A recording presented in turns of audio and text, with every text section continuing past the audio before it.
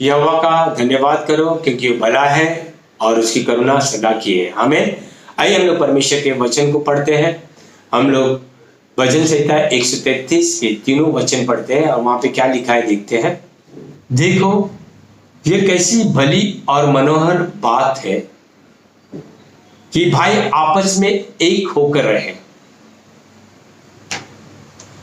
वह हारून के सिर पर के उस उत्तम तेल के समान है जो नीचे दाढ़ी पर अर्थात उसकी दाढ़ी पर बहता हुआ उसके वस्त्रों के छोर तक पहुंच गया। वह हरमोन के उस ओस के समान है जो सिय्योन के पहाड़ों पर गिरती है, क्योंकि यहोवा ने वही सदा के जीवन की आशीष ठहराई है। आमीन, हालेलुया। देखिए, इस भजन में देखने से पहले हम लोग इस भजन के पार्श्वभूमि को देखते हैं। कुल मिलाकर आपको मालूम है भजन संहिता में 150 भजन है और इसमें से 120 से लेकर 134 ये भजन को यात्रा के भजन कहते हैं। अब ये यात्रा कौन सी है इसके बारे में मैं बता दूं। यदि हम व्यवस्था विवरण 16:16 में देखते हैं तो इजरायली के हर पुरुष को साल में 3 बार परमेश्वर के पवित्र तंबू के पास या मंदिर के में जाना पड़ता था, क्योंकि 3 पर्व के समय पे 3 पर्व 7 पर्व का प्रतिनिधित्व करते हैं, लेकिन एक एक पर्व का नाम लिखा गया है। हम लोग इसके बारे में एकदम बारीकी में नहीं देखते हैं, लेकिन 3 बार उनको आना था। एक पहला अखमीरी रोटी के पर्व के समय पे, जहां पे जो है हम लोग ये देखते हैं कि फसह का पर्व और प्रथम फल का पर्व भी मनाया जाता था। उसके बाद जो है सप्ताहों के पर्व के समय पे, और वहां पे जो है हम लोग देखते हैं पेंतीकोस्त के समय, और फिर तीसरा बार जो है हम लोग देखते हैं कि झोपड़ियों के पर्व के समय पे, और झोपड़ियों के पर्व के समय जो है प्रायश्चित का दिन भी लगा रहता था और तुरई का पर्व के। तो ये पूरे 7 पर्व के समय पे 3 बार ये पर्व होते थे। तो इनको जो है साल में 3 बार हर एक पुरुष को आना पड़ता था, और ये यात्रा करते वक्त जो है ये भजन गाते गाते आते थे। 120 से लेकर 134 पूरे 15 भजन ये गाते आते थे, इसके लिए इनको यात्रा का भजन कहते हैं। 133 इस भजन को हम लोग देखते हैं, और यहाँ पे दाऊद क्या कहता है परमेश्वर के आत्मा से भरकर, क्या ही भली और मनोहर बात है कि भाई लोग आपस में मिले रहे, एक बने रहे, एकता में रहे। आप लोग ये सोचते रहेंगे केवल भाई लोगों को, क्या परमेश्वर ये सोचता है कि स्त्रियां क्या एकता में नहीं रह सकते? नहीं, हम लोग सोच सकते हैं, या आप अपने आप के बारे में सोच सकते हैं कि स्त्रियां एकता में नहीं रह सकते हैं। बहुत सारे लोग बोलते हैं 10 पुरुष जो है एक साथ एक कमरे में चुपचाप रह सकते हैं, लेकिन 2 स्त्रियां, चाहे वो माँ बेटी या सास बहू भी हो या बहन बहन भी हो, तो शांति से नहीं रह सकते। लेकिन ये हमारी सोच है, परमेश्वर ऐसा नहीं सोचता है। यहाँ पे इसलिए ऐसा लिखा है कि भाई लोग आपस में एक बने रहे, क्योंकि भाई लोग ही विशेष करके जाते थे। ऐसा नहीं था कि स्त्रियों की पाबंदी थी, लेकिन पुरुषों को जो है जाना आवश्यक था। ठीक है, तो हम लोग ये देखते हैं कि एकता का बहुत ही महत्व है। हम लोग यहाँ पे इस भजन में देखते हैं, और उसके बाद हम लोग नए नियम में देखते हैं। ठीक है, आगे हम लोग देखते हैं दूसरे वचन में क्या कहता है। यहाँ पे इस प्रकार से लिखा है, ये हारून के सिर पर के उस उत्तम तेल के समान है जो नीचे दाढ़ी पर अर्थात उसकी दाढ़ी पर बहता हुआ उसके वस्त्र के छोर तक पहुंच गया। हमें हालेलुया। हम लोग ये देखते हैं कि हारून कौन है। हारून इजराइल का पहला महायाजक है। उसको मूसा ने लेवी व्यवस्था 8वें अध्याय में महायाजक का अभिषेक दिया था, और तब उसके सिर पर उसने तेल उड़ेला था, अभिषेक का तेल उड़ेला था। और वचन इस प्रकार से कहता है, उसकी दाढ़ी से लेकर वस्त्र के छोर तक है। मैं ये कहता हूं कि इज़राइल का, पूरे इज़राइल का प्रतिनिधित्व परमेश्वर के पास हारून करता था या महायाजक करता था। और हारून इज़राइल का महायाजक था। उसके बाद जितने भी महायाजक बने वो सारे जो है इज़राइल का प्रतिनिधित्व करते थे और इज़राइल की ओर से परमेश्वर के सम्मुख जो है बलि चढ़ाते थे, विशेष करके प्रायश्चित के दिन का बलि। और हम क्या देखते हैं कि वो जैसे हम लोग एकता में रहे, तो उसके बारे में दाऊद ये कहता है कि ऐसा है कि वो जो अभिषेक जो बहता हुआ पूरे वस्त्र के छोर तक पहुंचा या कोने तक पहुंचा। इजरायली लोग या विशेष करके जो महायाजक जो है ऐसे वस्त्र पहनते थे कि पूरा उनका बदन ढका जाता था। यानी वो तेल जब वस्त्र के छोर तक पहुंचा मतलब उसके पूरे बदन में पहुंचा। और मैंने जैसे बताया इजराइल का प्रतिनिधित्व हारून करता था और इसलिए वो जो है अभिषेक जो है पूरे इजराइल पर पहुंच गया। आमीन, हालेलुया। आगे क्या लिखता है देखते हैं हम लोग तीसरे वचन में। यह हरमोन के उस ओस के समान है जो सिय्योन के पहाड़ों पर गिरती है। हरमोन क्या है? हरमोन एक और पहाड़ी इलाका है, पहाड़ है। और वहां पे जो है वो जब इजराइल को, जब पूरा अखंड इजराइल था तब वो इजराइल का एक भाग था, आज फलस्तीन में है, ठीक है।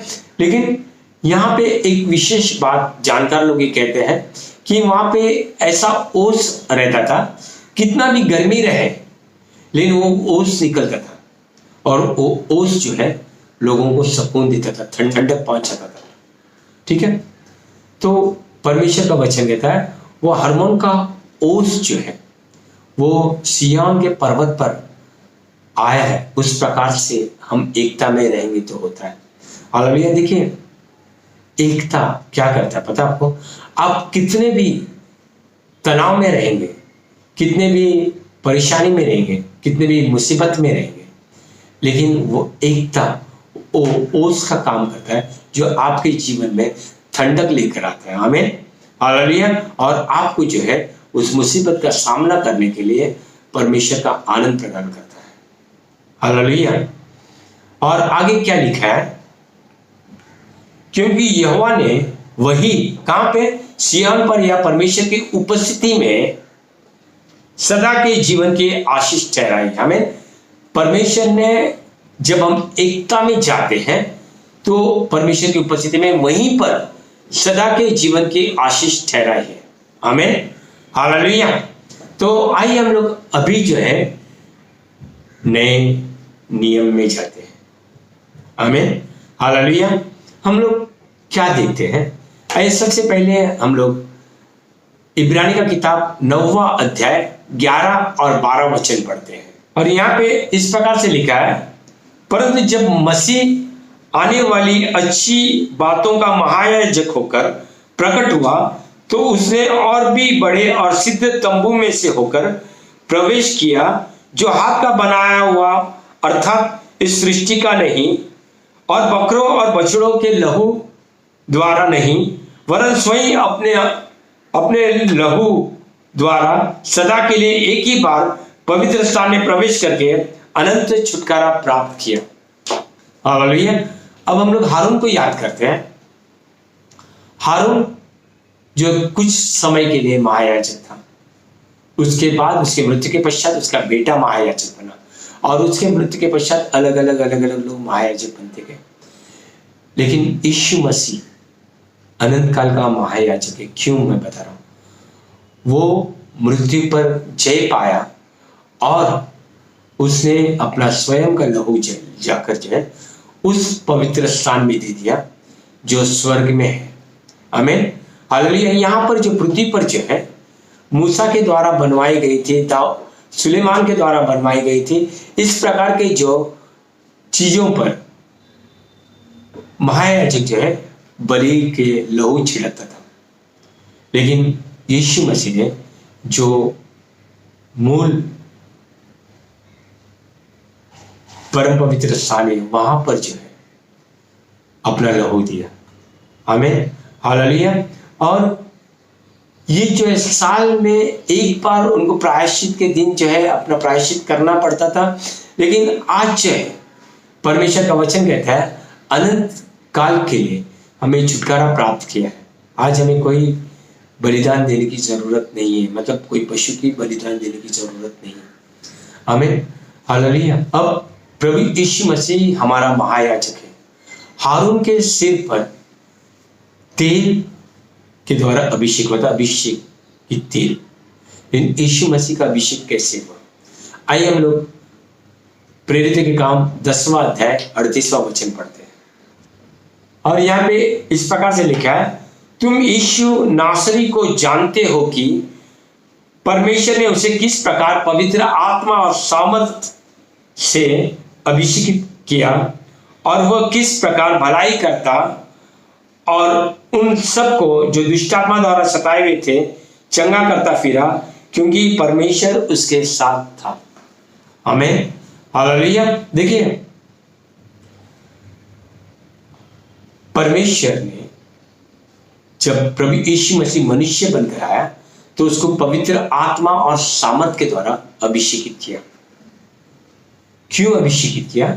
कि शैतान के जो सताए हुए लोग थे उनका भला करते फिरे, और जो दुष्टात्मा के द्वारा जो लोग परेशानी में थे उनको वो चंगाई देते फिरे। आमीन, हालेलुया। तो आज वो अभिषेक जो है पवित्र आत्मा का अभिषेक, प्रभु यीशु मसीह ने उसके चेलों को कहा, देखो तुम यरूशलेम में ठहरे रहो जब तक तुम्हारे जीवन में पवित्र आत्मा नहीं आता है। जब पवित्र आत्मा आएगा तब तुम सामर्थ पाओगे और मेरे गवाह बनोगे। हालेलुया। और वो रुके रहे 50वें दिन या पेंतिकोस्त के दिन पवित्र आत्मा का अभिषेक वहां पे उपस्थित सारे 120 लोगों ने पाया। आमीन, हालेलुया। और आज भी हमारे जीवन में पवित्र आत्मा का अभिषेक कार्य कर रहा है। पवित्र आत्मा का अभिषेक की क्या जरूरत है, या कोई भी अभिषेक की क्या जरूरत है? मैं बता दूं आपको, पवित्र आत्मा के अभिषेक के द्वारा ये पता चलता है परमेश्वर हमारे साथ है। आमीन, हालेलुया। यदि आप और मैं परमेश्वर को अपने साथ में बनाए रखना चाहते हैं तो उसके पवित्र आत्मा के अभिषेक में चलना बहुत ही जरूरी है। लेकिन कैसे उस अभिषेक में चल सकते हैं? हमको इस बात को समझना बहुत ही जरूरी है। प्रभु यीशु मसीह ने एक प्रार्थना की। हम लोग उस प्रार्थना को यूहन्ना की किताब 17वां अध्याय 20 और 21 वचन पढ़ते हैं। और यहाँ पे क्या लिखा है देखते हैं। मैं केवल इन्हीं के लिए विनती नहीं करता, परंतु उनके लिए भी जो इनके वचन के द्वारा मुझ पर विश्वास करेंगे। प्रभु यीशु मसीह ये प्रार्थना करते हैं कि मैं केवल इनके लिए नहीं प्रार्थना कर रहा हूँ, जो उनके सामने चेले बैठे थे उनके लिए नहीं प्रार्थना करता हूँ, लेकिन ये चेले जाकर वचन बताने वाले हैं और फिर कुछ लोग विश्वास करेंगे या बहुत लोग विश्वास करेंगे, उनके लिए भी मैं प्रार्थना करता हूँ। क्या प्रार्थना करता हूँ? कि वे सब एक हो, जैसे हे पिता तू मुझ में है और मैं तुझ में हूं, वैसे ही वे भी हम में हो, जैसे कि संसार विश्वास करे कि तूने ही मुझे भेजा है। आमीन, हालेलुया। एक था, यहाँ पे यीशु मसीह प्रार्थना करते हैं कि हम लोग एक हो। हालेलुया। मैंने और आपने समझना जरूरी है कि एकता का महत्व क्या है, कि प्रभु यीशु मसीह को भी ये प्रार्थना करने की जरूरत पड़ी। हालेलुया। देखिए, वो पवित्र आत्मा का अभिषेक जो है सर से होकर पूरे अंग अंग तक पहुंचता है। आइए हम लोग इफिसियंस किताब में जाके 4 अध्याय 15 और 16 वचन पढ़ते हैं। और यहाँ पे इस प्रकार से लिखा है, वरन प्रेम में सच्चाई से चलते हुए सब बातों में उसमें जो सिर है अर्थात मसीह में बढ़ते जाए। मतलब हमारा सिर कौन है? प्रभु यीशु मसीह। हम उसमें बढ़ते जाए। आगे क्या लिखा है? जिससे संपूर्ण देह यानी मसीह की कलीसिया जो मसीह की देह है प्रत्येक जोड़ में एक साथ बंध कर और संगठित होकर प्रत्येक अंग के ठीक ठीक कार्य करने के द्वारा बढ़ती जाती है और इस प्रकार प्रेम में स्वयं उसकी उन्नति होती है। हमें यहाँ पे परमेश्वर का वचन कहता है कि जब हम एक बने रहेंगे तो परमेश्वर की अभिषेक जो है हमारे जीवन में कार्य करते रहेगा और हमारी उन्नति होती रहेगी। हमें हालेलुया। प्रभु हमारा सिर है और हम लोग जब उसकी देह है तो हमने संगठित होना है, साथ में रहना है और परमेश्वर के अभिषेक को पाना है, तब हमारी उन्नति होगी। आमीन हालेलुया। जब हम लोग देखते हैं कि प्रभु यीशु मसीह का अभिषेक जो है दुनिया को बदल रहा है तो हमको कितना एकता में रहना बहुत जरूरी है। हालेलुया। देखिए एकता क्या है? प्रभु यीशु मसीह क्यों बोल रहा है? आइए हम लोग मत्ती का किताब 18वां अध्याय 19 और 20 वचन को पढ़ते हैं। और यहाँ पे इस प्रकार से लिखा है, मैं तुमसे फिर कहता हूं यदि तुम में से 2 जन पृथ्वी पर किसी विनती के लिए एक मत हो तो वह मेरे स्वर्गीय पिता की ओर से उसके लिए पूरी हो जाएगी। क्योंकि जहां 2 या 3 मेरे नाम से एकत्रित होते हैं वहां मैं उनके बीच में हूं। हालेलुया। जो प्रभु यीशु मसीह कहता है स्वर्ग टलेगा पृथ्वी टलेगी वे मेरा वचन नहीं टलेगा, वो ये कहता है कि तुम लोग यदि 2 लोग भी किसी चीज के लिए एक मत हो जाते हैं, एकता में आ जाते हो और कुछ भी मांगोगे मैं तुम्हें दूंगा। आमीन हालेलुया। वो जो है ये कहता है जहां पे 2 या 3 लोग मेरे नाम से उपस्थित है उनके बीच में मैं हूं, मैं वो कार्य को करूंगा। हालेलुया। दूसरे शब्दों में तो एकता इस प्रकार से हमारे जीवन में बहुत ही जरूरी है। हालेलुया।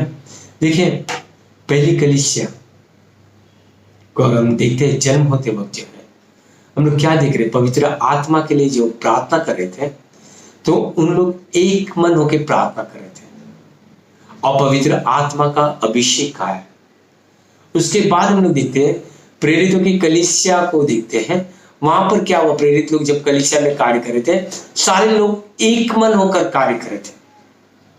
वो अपनी चीजों को अपना नहीं कह रहे थे, सारी चीजें साझे की थी। और वहां पे जब इस प्रकार से वो चल रहे थे परमेश्वर का भय लोगों में छा गया एकता की वजह से। और बाइबल वहां पे कहता है बहुत ही चिन्ह अद्भुत काम हो रहे थे, अद्भुत काम प्रेरितों के द्वारा। हालेलुया। आज भी यीशु मसीह वही है, आज भी वही अद्भुत काम वो करना चाहता है, लेकिन बहुत ही दुख से कहना पड़ता है कि आज हमारे जीवन में, हमारे परिवार में, हमारे जो कलीसिया में एकता नहीं है। हमारे व्यक्तिगत जीवन में एकता के बारे में मैं बता रहा हूं, नहीं है कैसे कि हम लोग जो है 2 चित्ता लोग हैं बहुत बार, और इसलिए जो है हम लोग संदेह करते हैं और हमारे जीवन में कुछ नहीं मिलता। हम लोग परमेश्वर के साथ में एक नहीं हो रहे। यीशु मसीह ने कहा जैसे पिता और प्रभु यीशु मसीह एक थे। कैसे एक थे? वो हर एक बात में पिता की बात को सुन रहा था, पिता की आज्ञा को मान रहा था, ये जानते हुए कि पिता उससे जो भी कहेगा उसकी भलाई के लिए है, हमारी भलाई के लिए, सारी दुनिया की भलाई के लिए। और इसलिए उसमें भरोसा करते हुए वो उसके साथ में होकर चला। लेकिन मैं और आप इस बात को जाने कि मैंने भी यीशु मसीह के साथ में एक होकर चलना है। आमीन। मेरे जीवन में, आपके जीवन में बहुत अभिषेक आएगा। हालेलुया। दूसरा बात, हमारे परिवार में एकता। सबसे पहला जो है हमको ये जानना है कि परिवार में एकता के बगैर कलीसिया में एकता नहीं आएगी। आपको परिवार को संभालना है, विशेष करके पति और पत्नी एक होकर रहना बहुत ही जरूरी है। जब तक पति और पत्नी एक होकर नहीं रहते हैं तब तक उनके बच्चे भी एक होकर नहीं रहेंगे। हो सकता है आपका पति या आपकी पत्नी विश्वास में नहीं है, लेकिन आप जो है उसके बाद जिसको आप अपना समझते हैं उनको लेकर प्रार्थना करो। आपका बेटा, आपकी बेटी, चाहे जो भी क्यों ना हो, उनके साथ में मिलकर प्रार्थना करो। आमीन। लेकिन आपको एक मन होना बहुत जरूरी है उनके साथ में, जिसके साथ में भी है। नाम मात्र के लिए नहीं, आपका हृदय जुटना, आपकी सोच जुटना है। आमीन, हालेलुया। और जब आप विशेष करके पति और पत्नी एक होकर रहेंगे तो आपके बच्चे भी जो है परमेश्वर के भय में बढ़ते रहेंगे और वो एकता में रहेंगे। लेकिन यदि आप अपने पति या पत्नी की बुराई करते हो, दूसरे से बुराई सुनते हो, वो अभिषेक चला जाता है, क्योंकि आप जो है अपने दिल से अपने पति या पत्नी का आदर नहीं करते। हमको जो है घर पे ही एकता को लेकर आना है। हर एक लोग जिम्मेदार है। आपके बच्चे जो अभी बालिग हो रहे हैं उनको भी उस एकता में रहने की जिम्मेदारी उनके जीवन में भी है। उन्होंने भी जो है ऐसा कार्य करना चाहिए जो प्रभु यीशु मसीह के साथ में जुड़े रहने। मैं आपको बता दूं, देखिए आपके साथ में कभी ना कभी कहीं ना कहीं बहुत सारे लोग नाराज रहेंगे, लेकिन आपकी जिम्मेदारी उनके लिए नहीं है। आपको सबसे पहले जिम्मेदारी यह है कि आप मसीह के साथ में सही है क्या नहीं, क्योंकि मसीह आपका सिर है। अगर आप मसीह के साथ में सही हो तो आपको दूसरों की चिंता करने की जरूरत नहीं, उनके लिए प्रार्थना करो। लेकिन उनसे आप एकता नहीं बना रख सकते समझौता करके। आप यीशु मसीह को प्रथम स्थान देना है, यीशु मसीह को सिर समझना है और उसके साथ में रहना। बाकी आपकी जिम्मेदारी नहीं है। परमेश्वर आपकी प्रार्थना सुनकर उनके जीवन में कार्य करेगा, उनको आपके पास लेकर आएगा और वो आपके साथ में एक होंगे एक समय पर। अगर नहीं होते तो ठीक है, लेकिन होंगे तो आप मिलकर प्रार्थना कर सकते हैं। हमें हालेलुया। लेकिन आपका घर जो है वो कलीसिया बने। कलीसिया का अर्थ क्या है? बुलाए हुए। आप बुलाए हो, आपका परिवार बुलाया हुआ, आप जो है मिलकर एकता में रहो। आमीन, हालेलुया। और फिर कलीसिया के बारे में सोचो। देखिए आप में से प्रत्येक लोग जो है कलीसिया की एकता के लिए जिम्मेदार है। कलीसिया में ऐसे लोग रहेंगे जो शैतान की ओर से। हाँ, प्रभु यीशु मसीह ने वो जंगली बीज के दृष्टांत में यही कहा। वो जो है फूट लेकर आएंगे, वो जो गलत बातें करते रहेंगे और जो है कलीसिया को बढ़ने नहीं देंगे।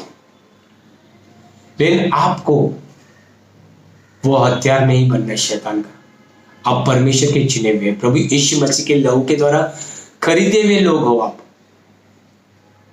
आपको समझना चाहिए, जब आपके घर पर आकर लोग बुराई करते किसी और की, तो आपको सुनना नहीं है। ये जान लो कि ये परमेश्वर की ओर से बातें नहीं है और आपने उस व्यक्ति को चुप कराना है वहीं पर। और हो सके तो उनको अपने घर में दोबारा इस प्रकार से स्वागत नहीं करना है जैसे आप पहले करते थे। उनको ये मालूम होना चाहिए कि वो जो कर रहे हैं वो गलत कर रहे हैं।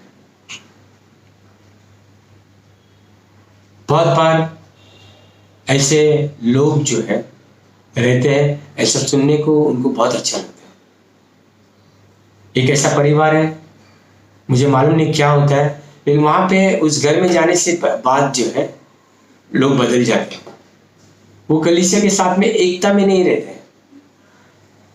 वो जो है सब जो कलीसिया के कार्यक्रम है उनसे दूर रहते हैं। कहीं पर भी वो एक साथ मिलकर नहीं रहते हैं। और ऐसे आपने नहीं बनना है। आपको मालूम होना है कि आपने ऐसे हथियार नहीं बनना है जो कलीसिया में फूट लेकर आते हैं, दलबंदी लेकर आते हैं।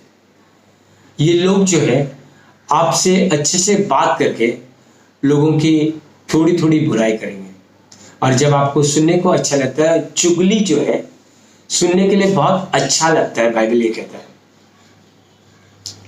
तो अगर आपको ये अच्छा लगता है तो वो और आपको खुलकर सुनाएंगे, और आप जो है परमेश्वर के वचन के बजाय ऐसी बातों पर ध्यान देंगे। और आपको जो है जब वो व्यक्ति सचमुच भी किसी और जिसके बारे में चुगली किया है उसने, वो व्यक्ति जो है आपके सामने आके कुछ भी अच्छी बातें बोलेगा तो भी आप उस पर भरोसा नहीं कर पाओगे। क्या हो रहा है? दलबंदी। ये छोटे छोटे झुंड जो है कलीसिया में नहीं होनी चाहिए, या मैं ये नहीं कहता हूँ कि बिल्कुल नहीं होनी चाहिए, लेकिन ये आपका प्रयत्न नहीं होना चाहिए कि ये मेरा झुंड है, इसमें कोई दूसरा नहीं आना चाहिए। आपको कलीसिया के उन्नति के लिए कार्य करना। मैं बता दूं, देखिए आज कलीसिया को एक महान आदेश दिया गया है कि सारी सृष्टि में हमने सुसमाचार फैलाना है, हमने चेले बनाना है। हम वही उत्पन्न कर सकते हैं जो हम हैं। अगर हम ऐसे चेले हैं जो फूट लेकर आ रहे हैं, जो झगड़े लगा रहे हैं, जो अशांति लेकर आ रहे हैं, तो हम ऐसे ही चेले को उत्पन्न करेंगे। आपको मालूम होना चाहिए कि आज हमारी जिम्मेदारी कितनी बड़ी है। प्रभु यीशु मसीह ने मुझे और आपको चुना है इतने लोगों में से, इसलिए चुना है कि मैं और आप जो है सुसमाचार बताए, चेले बनाए, कलीसिया को बढ़ाए। आमीन। जब हम एकता में रहेंगे तो कलीसिया की उन्नति होगी। मैं फिर से कह रहा हूं कि कुछ लोग आपके साथ में हमेशा नाराज रहेंगे। उनको नाराज रहने की आदत है, उनको छोटी छोटी बातों में गलतफहमी होने की आदत है। उनके बारे में मत सोचो, आपने यीशु मसीह के बारे में सोचना है। यीशु मसीह हमारा सिर है, क्या हम उसके साथ में जुड़े हैं क्या? अगर आप जुड़े हो तो आप तंदुरुस्त होंगे। आमीन। हालेलुया। आपके साथ में जो चल रहे हैं वो तंदुरुस्त रहेंगे। और हर एक को जो है आपने अपने पास नहीं लेकर आना है। आपने ये नहीं बताना है कि मैं कितना अच्छा हूं, आपने ये बताना है प्रभु यीशु मसीह कितना अच्छा है। जब हम पाप में ही थे तब जो है प्रभु यीशु मसीह मेरे लिए आपके लिए बलिदान हुआ। ये मैंने आपने समझाने। बहुत बार जो है बहुत सारे लोग दूसरे लोगों को अपने पास लाने का प्रयास करते हैं, दूसरों को गवाही देते वक्त भी जो है गवाही देते वक्त भी उनको समझाते हैं मेरा नाम लेना, मैंने प्रार्थना किया था करके। ये गलत बात है। आपकी महिमा आप चाहोगे तो फूट आएगी। अगर आप परमेश्वर की महिमा चाहोगे तो आप एकता के साधन बनोगे। आप जो है एक लोगों को करोगे। आमीन। हालेलुया। परमेश्वर का एक अभिषेक आपके जीवन में रहेगा और आपके जीवन के द्वारा अद्भुत काम होंगे। आमीन। हालेलुया। मैं बता दूं, वो बंद दरवाजे जो अभी तक बंद है आपके लिए खुलेंगे। आप जो है आपकी सेवकाई में आशीष पाओगे, आपके परिवार में आशीष पाओगे, हर एक क्षेत्र में आप आशीष पाओगे। मैं फिर से कहता हूं, आशीष केवल पैसों में ही नहीं है, बहुत सारे जगह पे आशीष पाएंगे। आमीन। परमेश्वर का वचन कहता है वहीं पर परमेश्वर ने हम सब के लिए आशीष ठहराई। आशीष कौन से आशीष है? देखिए, पैसे होकर भी बहुत सारे लोग आज परेशानी में है, अशांत है। यदि ऐसे लोगों को शांति मिलेगी वही आशीष है। आमीन। रोज नींद की गोलियां खा रही है और नींद की गोली खाए बगैर जो है वो सो जाएंगे, वही आशीष है। बहुत सारे शराब पी रहे हैं और बाकी के बहुत सारे नशा कर रहे हैं, लेकिन उसके बगैर भी जी पाएंगे तो वो आशीष है। पूरे बीमारी में लोग रहते, पैसे होने के बावजूद भी वो उनके परिवार में कोई ना कोई बीमार रहते हैं, लेकिन बीमारी से छुटकारा पाएंगे, वो आशीष है। हालेलुया। आपके जीवन के द्वारा दूसरे लोग चंगाई पाएंगे, वो आपके लिए आशीष है। हालेलुया। ऐसे आशीष आपको एकता में बने रहेंगे। ये शब्द जो है हमको ऐसा लगता है कि कोई लोगों ने जो है इसको अलग अलग तरीके से पेश किया है। जो प्रचार करते हैं वो एकता में विश्वास नहीं करते, मैं दुनिया के बारे में कह रहा हूँ, और वो भी बोल रहे एकता में रहो, एकता में रहो। लेकिन हम लोग कलीसिया में जो प्रभु यीशु मसीह के लहू के द्वारा खरीदे हुए लोग हैं, हम लोग वो लोग हैं जो पाप से छुटकारा पाए हुए लोग हैं। हमने एकता में बने रहना है। हमारे जीवन में अहंकार नहीं होना चाहिए कि मैं कुछ हूं। हम कुछ भी नहीं यीशु मसीह के बगैर। हमें हालेलुया हमेशा कोशिश करते रहो प्रभु यीशु मसीह के साथ में चलने का। आमीन, हालेलुया हालेलुया। आपके जीवन में आप वो हासिल करोगे जो अभी तक हासिल नहीं किया। परमेश्वर का प्रेम, प्रभु यीशु मसीह का अनुग्रह और पवित्र आत्मा की सहभागिता आपके साथ सदा सर्वदा बनी रहे। आमीन।